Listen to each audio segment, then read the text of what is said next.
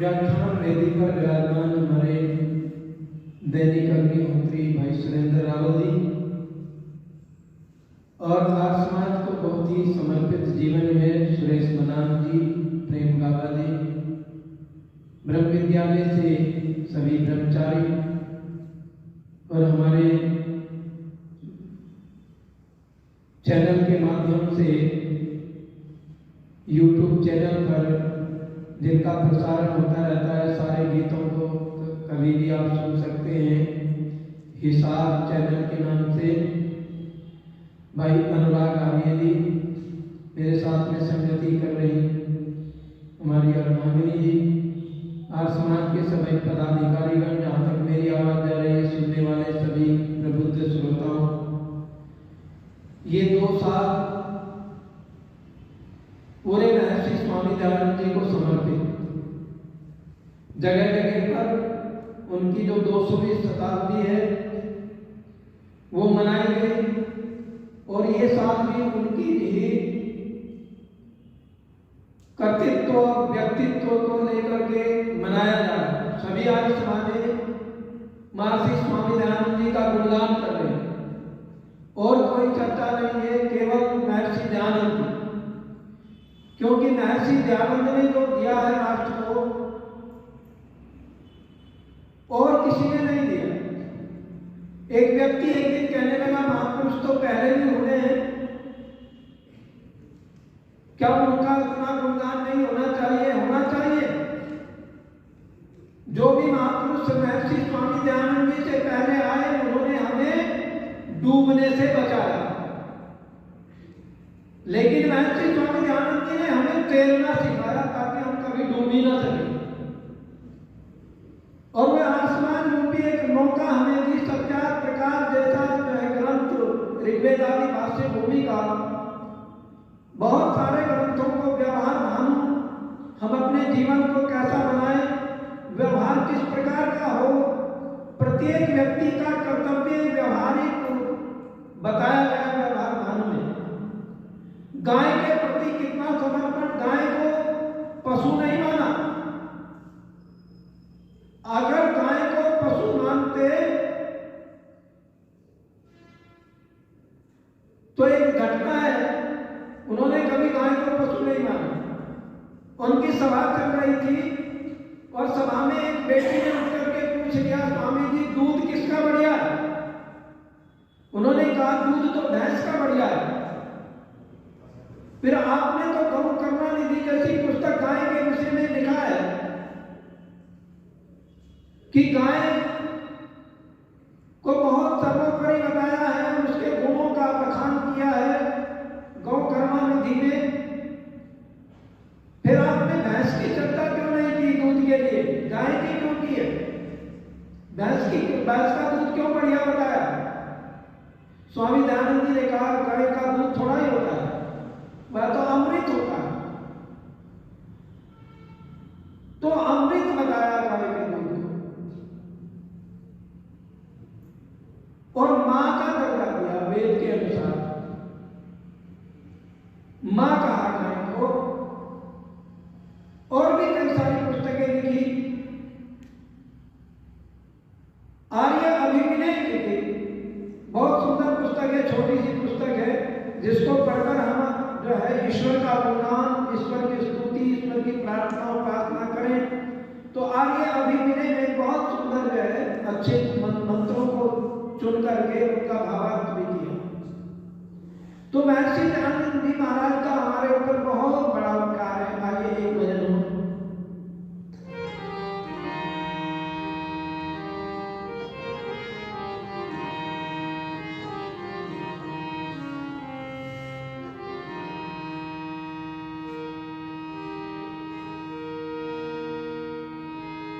जमाने को सच्चा सखा मिल गया, दयानंद सा देवता मिल गया, दयानंद सा देवता मिल गया।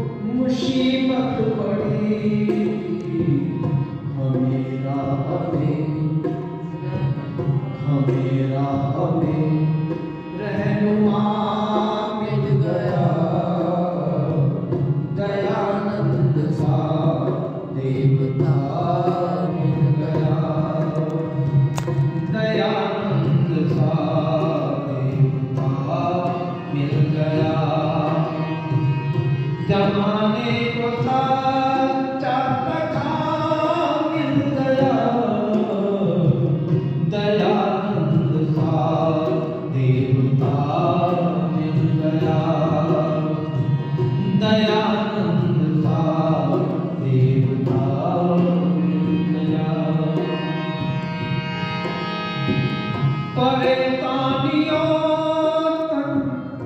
हालों के बाद, परेशानियों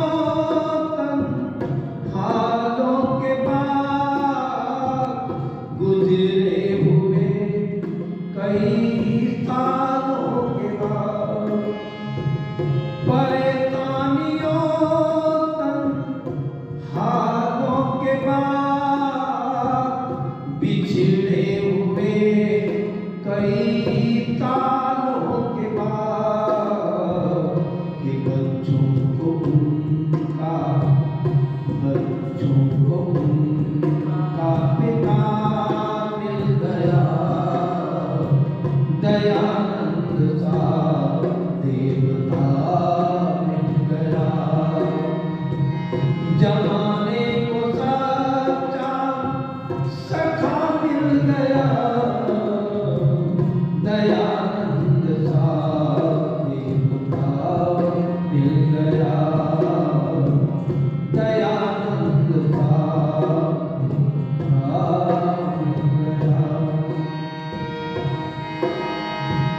देश धर्म जाति की भक्ति मिली, देश धर्म जाति की भक्ति मिली, नई रोशनी नई शक्ति मिली, देश धर्म जाति की भक्ति मिली, नई रोशनी नई शक्ति मिली, पति क्या कहे, पति क्या कहे, हमको क्या मिल गया, दयानंद सा देवता मिल गया, जमाने को सच्चा सखा मिल गया,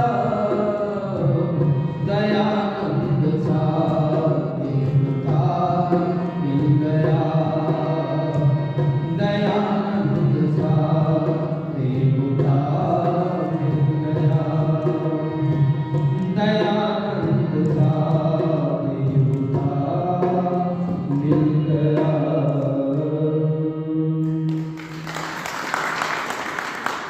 परेशानियों तंगहालों के बाद और बिछड़े हुए कई सालों के बाद, कि बच्चों को उनका पिता मिला।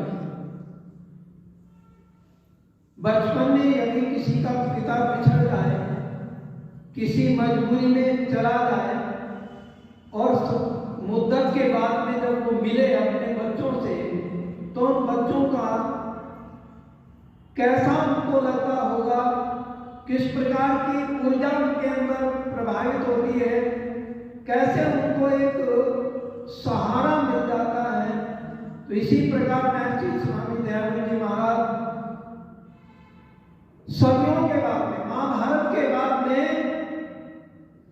कोई ऋषि आया तो महर्षि स्वामी दयानंद ऋषि आए, जिन्होंने सोते हुए भारत को जो पतन की तरफ दौड़ा जा रहा, इतना पतन हो गया था देश का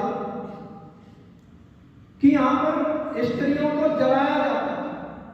पति के मरने के बाद में उनको सती किया जाता था, सती प्रथा की 16 श्रृंगार करके उनको हर प्रकार से आभूषण पहना करके और शमशान भूमि में ले जाया जाता था, और पति की चिता पर उसको जो है जबरदस्ती लिटा करके जला दिया जाता।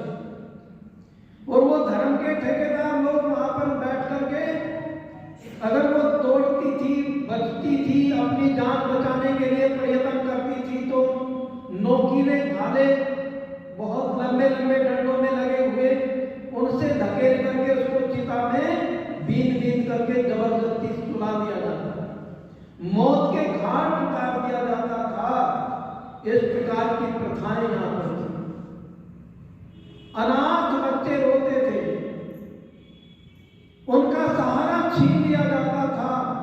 इस रुधन को महर्षि स्वामी दयानंद जी ने देखा, इस करुणा को, उस करुणा कंदन को देख करके महर्षि स्वामी दयानंद जी ने वो गंगा के किनारे पर और समाधि लगाए हुए थे। एक माँ जो विधवा माँ थी, एक ही सहारा था, एक बच्चा था। वो बच्चे को ज्वर आया, बुखार आया और इतने भी पैसे उसके पास नहीं थे कि वो बच्चे का इलाज करा सके। अभाव के कारण, दवाइयों के अभाव के कारण, पैसों के अभाव के कारण वो बच्चा एक्सपायर हो गया। और इतना भी उसका सामर्थ्य नहीं था कि वो अपने बच्चे के लिए कफन खरीद ले। कफन के भी पैसे उसके पास नहीं थे। इतनी मजबूर लाचार हालत भारत की देखी महर्षि स्वामी दयानंद। और माँ ने अपनी साड़ी का पल्लू फाड़ करके अपने इकलौते जिगर के टुकड़े को साड़ी के पल्लू में लपेट करके ले जा करके छटाक से गंगा में डाल दिया।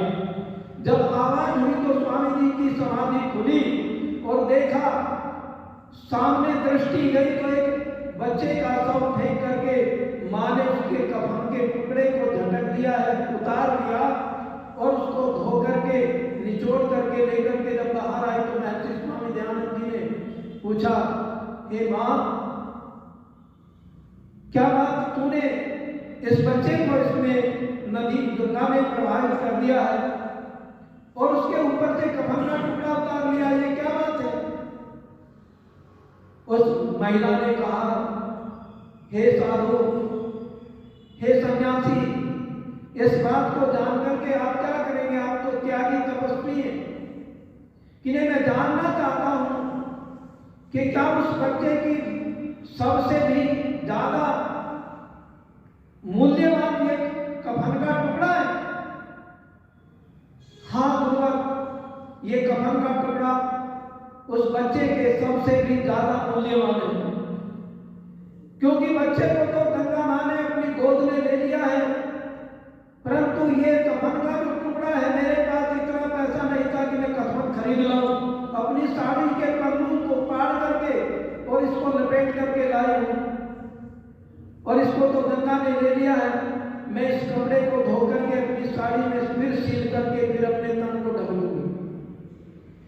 ये व्यवस्था थी भारत की भूमि पर।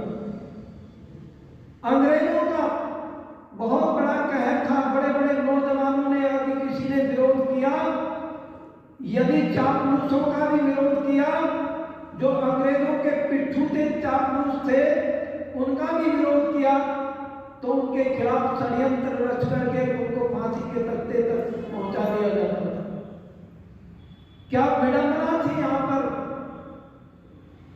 इस बात को उस दिन स्वामी दयानंद जी अपने कुटिया में गए और सारी रात उनको नींद नहीं है, घूमते रहे, इधर से उधर टहलते रहे। उनके एक सेवक ने पूछा, ऋषिवर क्या बात है, आपको नींद नहीं आ रही? तो ऋषिवर ने अपनी कहानी पे रोए। रोए तो भारत की इस दुर्दशा पर रोए, अपनी परेशानियों में नहीं रोए, अपनी मुसीबत में नहीं रोए, पर भारत की मुसीबत देख करके रोए। और उन्होंने जो था देश को आजाद करने का मन बनाया। 1857 का क्रांति जागृत हुई महर्षि स्वामी दयानंद जी के द्वारा। 3 सन्यासी थे, स्वामी योगानंद जी, स्वामी पूर्णानंद जी, स्वामी मिर्जानंद जी। उस समय स्वामी योगानंद जी की आयु 125 वर्ष थी और वो बहुत तेजस्वी सन्यासी थे, योग साधक। और ये योगानंद जी जो थे स्वामी पूर्णानंद जी के गुरु थे और स्वामी पूर्णानंद जी दंडी स्वामी मिर्जानंद जी के गुरु थे और स्वामी मिर्जानंद जी स्वामी दयानंद जी के गुरु थे। कनखल के अंदर एक बहुत बड़ा मीटिंग हुई, सम्मेलन हुआ और जिस सम्मेलन में बहुत सारे सूफी संत भी, मुसलमानों की तरफ से भी बहुत लोग, बहादुर शाह जफर भी उसमें, महारानी झांसी, तात्या टोपे, ये सब उसमें शामिल हुए हरिद्वार में, कनखल में। जो दक्ष प्रजापति का मंदिर है वहां पर वो मीटिंग हुई और देश को आजाद करने के लिए संदेश वाहक बनाए गए और उनको एक जो है कोड वर्ड जो है वो दिया कमल का फूल और आधी रोटी।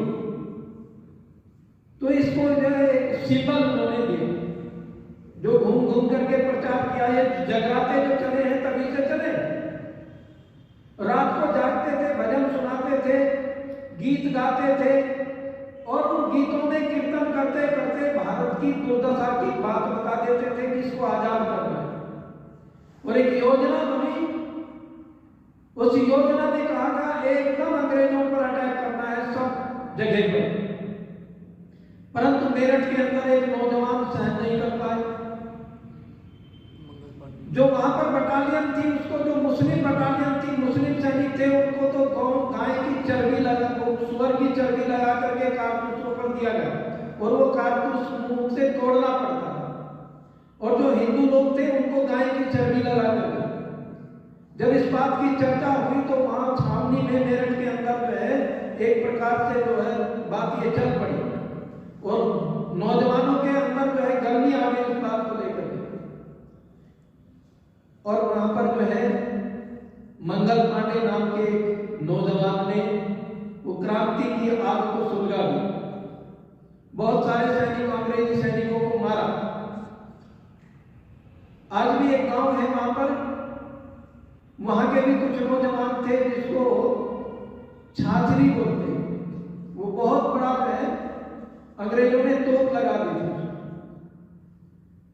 और वहां एक उसे तोप को जो लेकर के जा रहा था वो मुस्लिम सैनिक था, उसने उस गाड़ी को धसा दिया दलदल में ताकि उनकी जान बच सके। इसके पहले पहले वहां खबर पहुंच गई कि गांव पर तोप लगाई गई, गांव को खाली कर दिया गया। तो बहुत सारे लोगों ने कुर्बानी दी है। ये देन महर्षि स्वामी दयानंद जी महाराज की है जो आज हम आजादी के हवा में सांस ले रहे हैं।